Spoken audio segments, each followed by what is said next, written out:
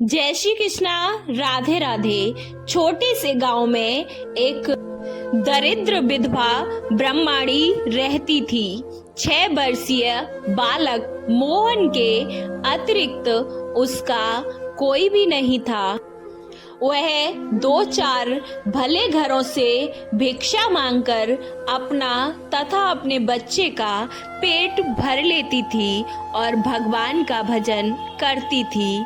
भीख पूरी न मिलती तो बालक को खिलाकर स्वयं उपवास कर लेती थी। यह काम चलता रहा। ब्रह्माणी को लगा कि ब्राह्मण के बालक को 2 अक्षर न आए, यह ठीक नहीं है।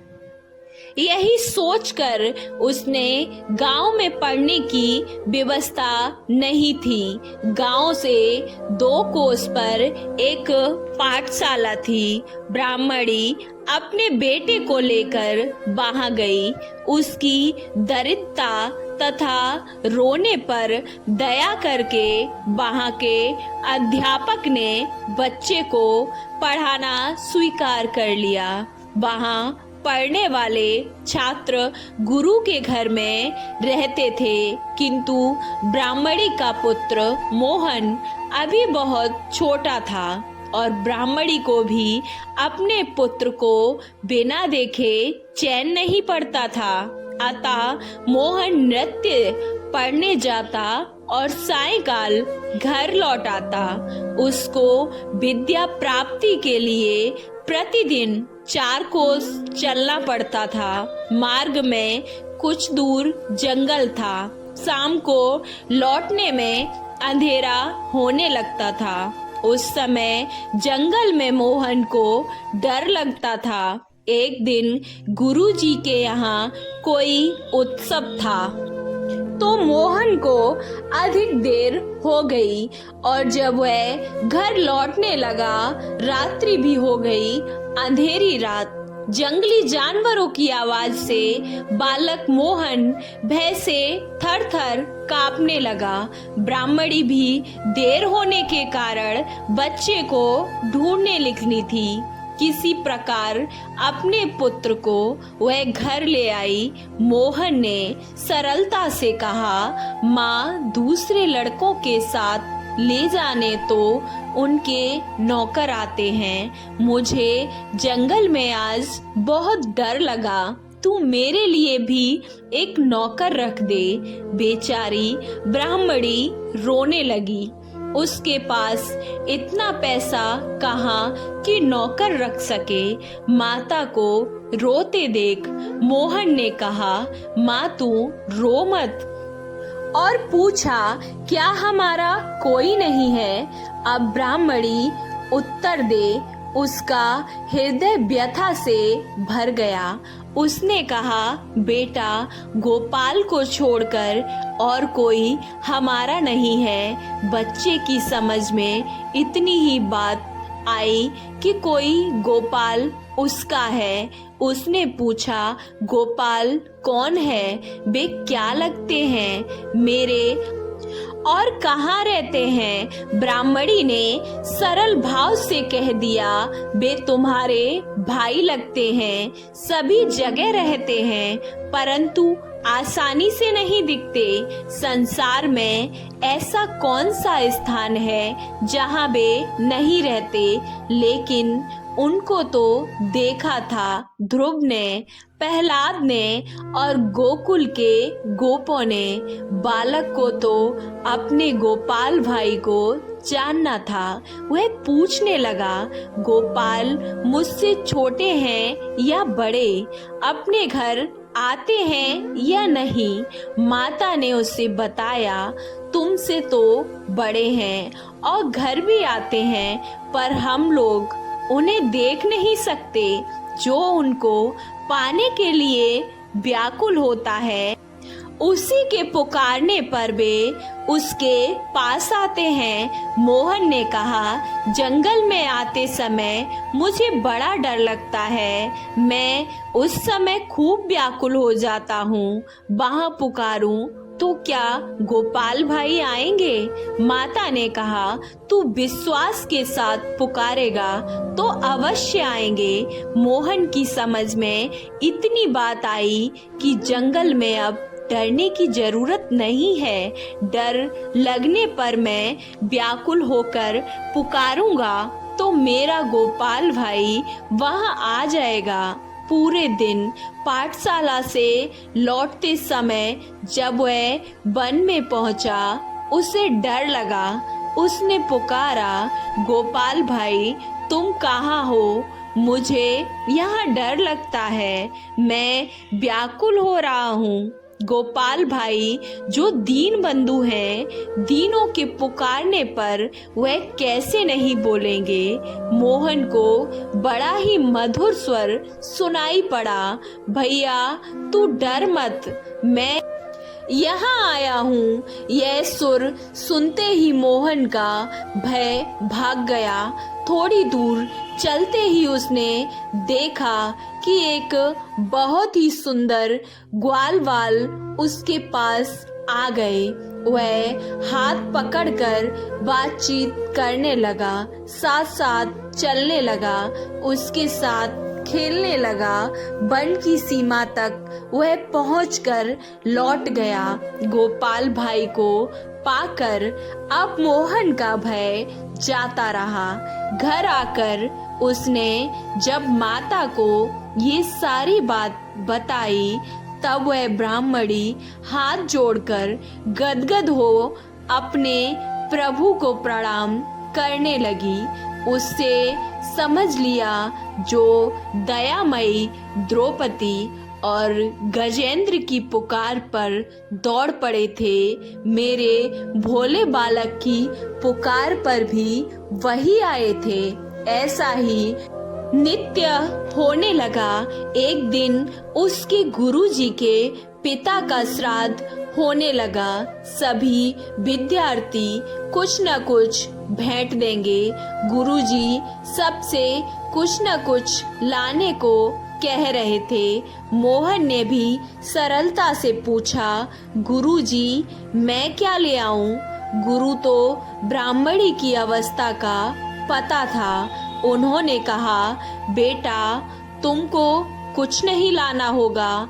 लेकिन मोहन को तो यह बात कैसे अच्छी लगती, सब लड़के लाएंगे और मैं न ले जाऊं।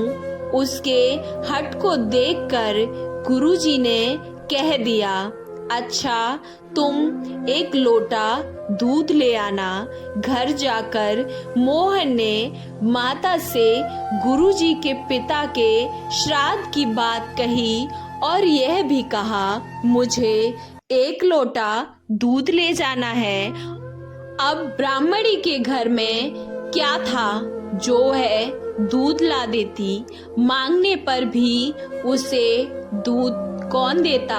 लेकिन मोहन ठहरा बालक, वह रोने लगा। अंत में माता ने उसे समझाया, तू गोपाल भाई से दूध मांग लेना, वे अवश्य प्रबंध कर देंगे। दूसरे दिन मोहन ने जंगल में गोपाल भाई को जाते ही पुकारा और मिलने को कहा, आज मेरे गुरुजी के पिता का श्राद्ध है, मुझे एक लोटा दूध ले जाना है। माँ ने कहा कि गोपाल भाई से मांग लेना, सो मुझे तुम एक लोटा दूध ला कर दो। गोपाल ने कहा, मैं तो पहले से यह लोटा भर दूध लाया हूँ, तुम इसे ले जाओ। अब मोहन बड़ा प्रसन्न हुआ। पाठशाला में गुरुजी दूसरे लड़कों के उपहार देखकर और रखवाने में लगे थे। मोहन हंसता हुआ पहुंचा। कुछ देर तो वह प्रतीक्षा करता रहा कि उसके दूध को भी गुरुजी देखेंगे, पर जब किसी का ध्यान उसकी ओर न गया, तब वह बोला, गुरुजी मैं दूध लाया हूँ। गुरुजी ढेरों चीजें संभालने में अब व्यस्त थे। मोहन ने जब उन्हें स्मरण दिलाया, तब झुंझला कर बोले, जरा सा दूध लाकर यह लड़का कान खाए जाता है, जैसे इसने हमें निहाल कर दिया। इसका दूध किसी बर्तन में डालकर हटाओ इसे यहाँ से। मोहन अपने इस अपमान से खिन्न हो गया, उसका उत्साह चला गया, उसके नेत्रों से आंसू गिरने लगे। अब नौकर ने लोटा लेकर दूध कटोरे में डाला तो कटोरा भर गया, फिर गिलास में डाला तो वह भी भर गया, बाल्टी में डालने पर तो वह बाल्टी भी भर गई। भगवान के हाथ से दिया वह लोटा दूध भरा तो अक्षय था। नौकर घबराकर गुरुजी के पास गया। उसकी बात सुनकर गुरुजी तथा और सब लोग वहां आए। अपने सामने एक बड़े पात्र में दूध डालने को उन्होंने कहा। पात्र भर गया पर लोटा तनिक भी खाली नहीं हुआ। इस प्रकार बड़े बड़े बर्तन दूध से भर गए। अब गुरुजी ने पूछा, बेटा तू दूध कहाँ से लाया है? सरलता से बालक ने कहा, मेरे गोपाल भैया ने दिया है। गुरुजी और चकित हुए। उन्होंने पूछा, गोपाल भाई कौन है? तुम्हारे तो कोई भाई नहीं है। मोहन ने दृढ़ता से कहा, क्यों नहीं है मेरा कोई भाई? गोपाल भाई मेरा बड़ा भाई है। वह रोज मुझे वन में मिल जाते हैं। माँ कहती है कि वह सब जगह रहते हैं पर दिखते नहीं हैं। कोई उसे खूब व्याकुल होकर पुकारे तभी वह आ जाते हैं। उससे जो कुछ मांगा जाए वह तुरंत दे देते हैं। अब गुरुजी को कुछ समझ न आया था। मोहन को उन्होंने हृदय से लगा लिया। श्राद्ध में उस दूध से खीर बनी और ब्राह्मण उसके स्वाद का वर्णन करते हुए तृप्त नहीं होते थे। और गोपाल भाई के दूध का स्वाद स्वर्ग के अमृत में भी नहीं था। तब संसार के किसी पदार्थ में कहाँ होगा? उस दूध का बना श्राद्धांत पाकर गुरुजी के पितर तृप्त नहीं हुए, माया से मुक्त भी हो गए। श्राद्ध समाप्त हुआ। संध्या को सब लोग चले गए। मोहन को गुरुजी ने रोक लिया था। अब उन्होंने कहा, बेटा मैं तेरे साथ चलता हूँ। तू मुझे अपने गोपाल भाई के दर्शन करा देना। मोहन ने कहा, चलिए, मेरा गोपाल भाई तो पुकारते ही आ जाता है। वन में पहुंचकर उसने पुकारा। उत्तर में उसे सुनाई पड़ा, आज तुम अकेले तो नहीं हो, तुम्हें तो डर नहीं लगता, फिर मुझे क्यों बुलाते हो? मोहन ने कहा, मेरे गुरुजी तुम्हें देखना चाहते हैं, तुम जल्दी आओ। जब मोहन ने गोपाल भाई को देखा तो गुरुजी से कहा, आपने देखा मेरा गोपाल भाई कितना सुंदर है? गुरुजी कहने लगे, मुझे तो दिखता ही नहीं, मैं तो यह प्रकाश मात्र देख रहा हूँ। अब मोहन ने कहा, गोपाल भाई तुम मेरे गुरुजी को दिखाई क्यों नहीं पड़ते? उत्तर मिला, तुम्हारी बात दूसरी है, तुम्हारा पुकारना शुद्ध है, तुम में सरल विश्वास है, अतः मैं तुम्हारे पास आता हूँ। तुम्हारे गुरुदेव को जो प्रकाश दिख गया उनके लिए वही बहुत है, उनका इतने से ही कल्याण हो जाएगा। उस अमृत भरे स्वर को सुनकर गुरुदेव का हृदय गदगद हो गया। उनको अपने हृदय में भगवान के दर्शन हुए। भगवान की उन्होंने स्तुति की। कुछ देर में जब भगवान अंतर्ध्यान हो गए तब मोहन को साथ लेकर वे उसके घर आए और वहां पहुंचकर उनके नेत्र भी धन्य हो गए। गोपाल भाई उस ब्राह्मणी की गोद में बैठे थे और माता के नेत्रों की आंसुधारा उनकी काली धराल अलकों को भिगो रही थी। माता को शरीर की सुध बुध नहीं थी। आपको ये कहानी कैसी लगी?